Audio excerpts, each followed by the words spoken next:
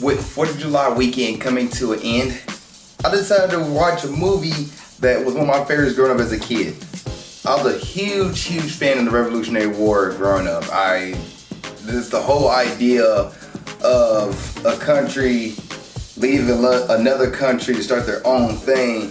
That whole thing, I studied it as a kid, watched movies, watched cartoons. Liberty Kids was a cartoon I watched as a kid. Read books on like the heroes of war, both on the British side and the American side, like all of it. Like I was solely into the Revolutionary War growing up as a kid. And as a kid, coming across this movie called The Patriot that I seen on TNT as a kid, every year around 4th of July, this movie would come on TV and I would watch it every single year. I adore this movie so much. To me, it was so good.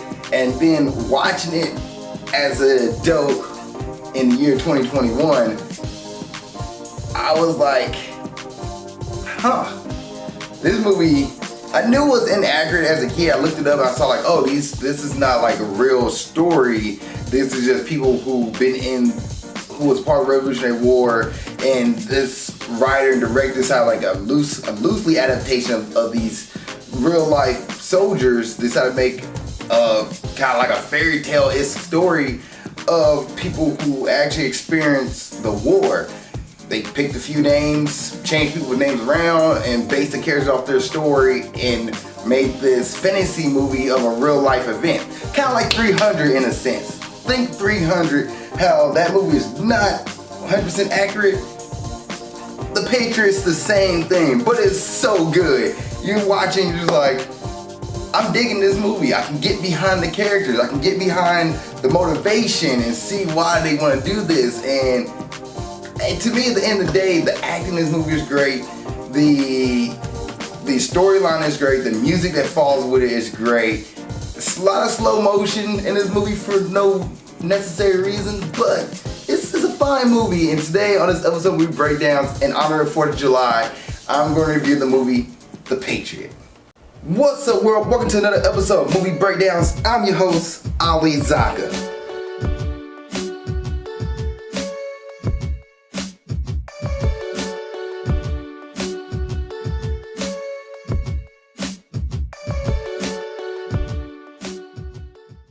What's up, world? Welcome to another episode of Movie Breakdowns. I'm your host, Ali Zakka, and what's Movie Breakdowns? A movie review series looking at new and old movies. Give them a grade, A through F. Plus and minuses do count. And is there a review you want me to do? Let me know. Please put in the comments section below and I get to it as best I can. I also have a Patreon, Patreon/Ali Zakka, where for $2 you can jump in front of anybody on YouTube and Facebook and request anything you want to request, and I get to it immediately. Also, for $7 I have other stuff such as trade reaction, trade reviews, and much more stuff. Now, let's go ahead and get into today's review of The Patriot from 2000.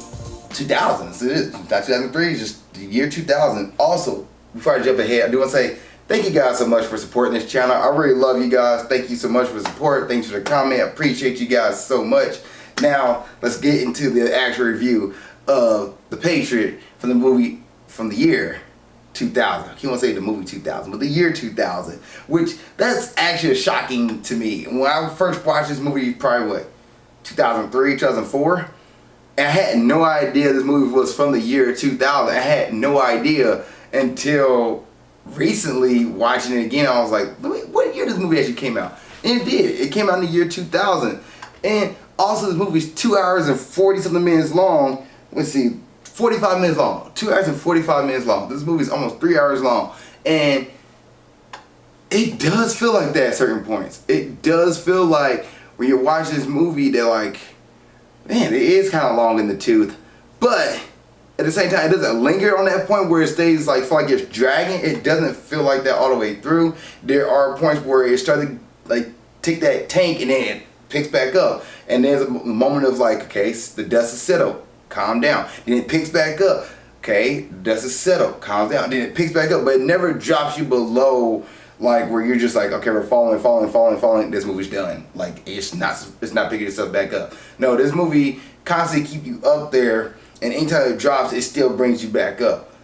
I love this movie from the acting, from the characters, from the design, from the music, like everything about this movie to me is a solid movie, except for the attempt to be like we're an actual story, which is not. It's not nonfiction. This is purely a fictional story of a character that was in a time of actual battle. Which 300 did it. Why not? The Patriot. Go for it. So what's this movie about? It's about a guy named Benjamin Martin who was a soldier, general, and probably more like a commander in the French and Indian War. And his past, he opened the movie, said like his past will come back and haunt him for what he did, and it kind of does come back and haunt him. At this part of the movie, I guess beginning of the movie, he is a father, a family man. He lost his wife. He's raising 7 kids. He doesn't need war. He doesn't want to fight for the country. He's like, you know what? I'm staying out of it. Whoever wins, British or America, is fine. I'm out. I'm not doing it. Not getting involved. Y'all do y'all. I'm going to be on the sidelines. Okay? I'm good. I'm out. Adios.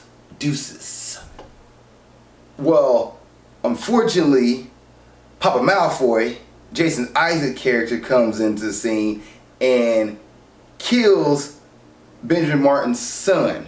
Not only he kills his son, he also captures Heath Ledger, who Heath, by the way, decided to go into war to fight for the Americans against the British, or the colonies against the British. He decided to go into war and fight the British. He's like, I'm going to fight the British. The father's like, I'm not doing it. I'm out. Well, Heath Ledger character gets injured. He returns home. The British follow suit. And that's when, hell's in a handbasket. Everything breaks out. They capture Heath Ledger, and Heath Ledger's brother, Mel Gibson's son, decide to try to stop the British. They shoot, well, not the British, to say the commander, Jason Isaac's character, shoots and kills Thomas, who is Benjamin Martin's son, and Heath Ledger's character's brother. Kills them both. Or not kill him, not kill them both, but kill them. And then take Heath Ledger off. Benjamin Martin, his 2 other kids run after them, and Benjamin Martin loses it. He goes berserk. He kills a bunch of soldiers and saves his son, and then from there he decides to join into the war. And at the end of the day, it kind of becomes a revenge tale where Benjamin Martin, Mel Gibson character versus Jason Isaac character, and ends up on a battlefield where the two go at it one-on-one, which pretty cool. Love it. One-on-one battle, and the movie ends with kind of like how real life happens, where the Americans beat the British and then break away. And that is The Patriot. Solid. I enjoy it. Storyline, love it. Which, to me, The Man with the Iron Fist should have been similar to this aspect. The Patriot got the whole I'm staying out of war, got to conflict thing down. I feel like The Man with the Iron Fist should have did the same thing. They didn't. They waited too long to introduce that conflict versus having it happen within the first 20 minutes of the movie. This movie does it. Within the first 20 minutes, it sets the plot up. You know how everything's playing out. And now you're just on for the ride. And throughout this movie, you get different characters and different plights. You get a slave who becomes free because he joins the war. You get a guy who commits suicide because his wife and kids get killed. You get a family relationship, a love relationship. You get pretty much a lot of stuff happens in this movie. A lot of side characters and negotiations, battles, sabotage. Some solid stuff. And it's intriguing. It's intriguing to watch. And the acting is great. Anytime somebody do the emotion of crying, you feel it. You feel the tears. You feel the loss. It shows everything. You feel for characters. To me, it's a solid movie. Written really well. Really, really well. Before I jump into the cast and characters, I want to talk about the budget and box office. So the budget of this movie was $110 million. And it grossed worldwide $215 million. So he got his money back, hands down. And the writer of this movie was Robert Rodat, and director Roland Emmerich, which I first thought Mel Gibson was a writer and director of this movie, but he wasn't, because this movie makes Mel Gibson looks like an unstoppable juggernaut. Like, this man, you knew if he was down in the battle, he was going to overcome and not lose. You knew he wasn't going to go out easy. And this movie makes it seem that way. Mel Gibson, who plays Benjamin Martin, thought he did a great job. I think it's one of the best acting I've seen Mel Gibson do in a movie. And he is phenomenal. I love it. I love his acting in this movie. Heath Ledger, who plays Gabriel Martin, same as well. Both of these two actors give it their 100% in this movie, and they do a great job going all out. They give it top tier. Jason Isaacs, the same thing as Colonel William Tovington. Same, great, phenomenal. He gives 100%, and I remember watching the Harry Potter movies after seeing this movie. I'm like, that's the guy from the Patriot. He's the bad guy. Like he's I didn't know his name. I just know he was the dude who was like the guy you don't mess with, kind of boss in the movie, and he was great. Jason Isaac, Papa Malfoy, great job. Jolie Richardson, who plays Charlotte Shelton. Now, this character throws me off, and the reason why she throws me off because she is the sister to Mel Gibson's character's wife, and Mel Gibson's character's wife dies, and Mel Gibson started hitting on Jolie's character, and I was like, that's weird. There's twins, but I was like, that's still weird that they're hitting on each other and they become a thing. I thought it was awkward. And then I also want to talk about Lisa Brenner, who plays Anne Howard. Thought she did a great job. She was a strong character as well. And is anybody else who I really wanted to point out? This cast is huge, and they all do a great job, to be honest. Like, all of them give 110%. Even the French guy who played by, I want to mess his name up, Teki Cairo, who plays in this movie, he plays John, the French soldier who comes to help the Americans. I thought he did a great job. I do like how this movie represents everybody. They do have a representation. You have, the slave who becomes a free man. You have the French. You have the British. You have the colonies. You have the farmers. You have all these different types of people in this one movie, which I thought was pretty neat. And speaking of like farmers, so how does Benjamin Martin uses his troops in this movie? He uses guerrilla warfare. He doesn't attack head on a battlefield. He uses in the trees and shoots out the soldiers in the trees. That's how he got the upper hands on the British soldiers in this movie, by using guerrilla warfare, which I was like, okay, it's pretty neat. And at a time where like guerrilla warfare wasn't known as what it is today, but like they were using those tactics back then. But yeah, the cast in this movie is solid, and there's too many people to really name. I feel like everybody gives 110% in this movie. Now, the music is done by John Williams, who does the Star Wars soundtrack. I also believe he does the Superman soundtrack. Like, his music in this movie is solid. Now, the few things I do have to nitpick is the fact that it is not historically accurate. It's not a historically accurate movie. Matter of fact, it's something that throws me off as an adult. I see, I'm like, it doesn't make sense. So they're in America. They are in, like, between Virginia and South Carolina. Okay? Alright? This is the East Coast.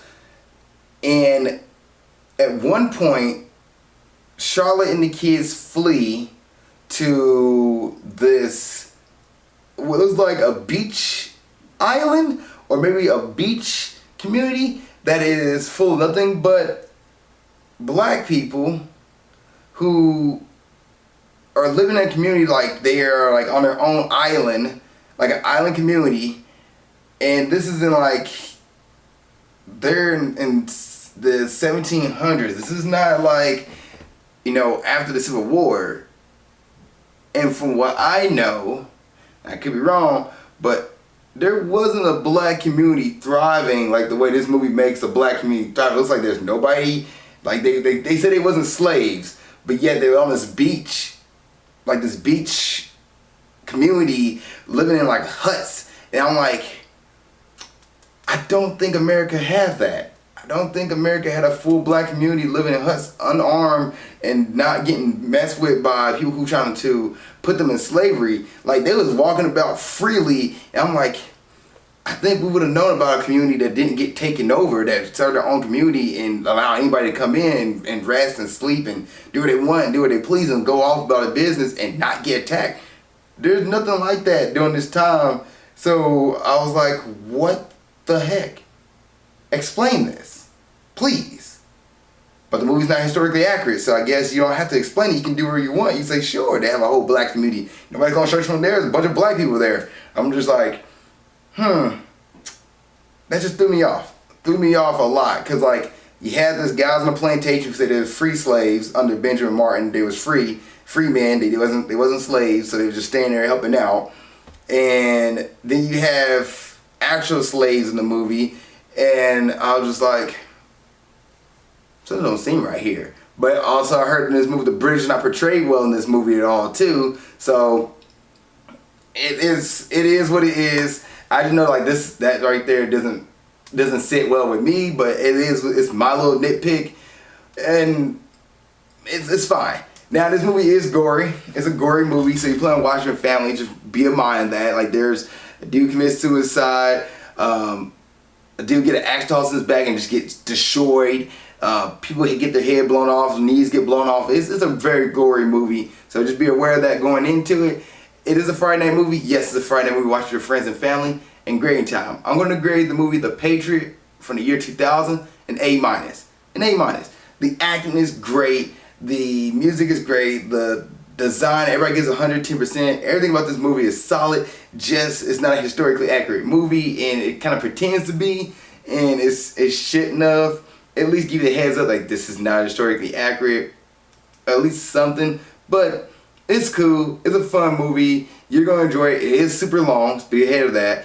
And A- it is. If you've seen the movie The Patriot, what do you think? Please put in the comment section below. Other than that, see you guys next episode of Movie Breakdowns, and keep being awesome.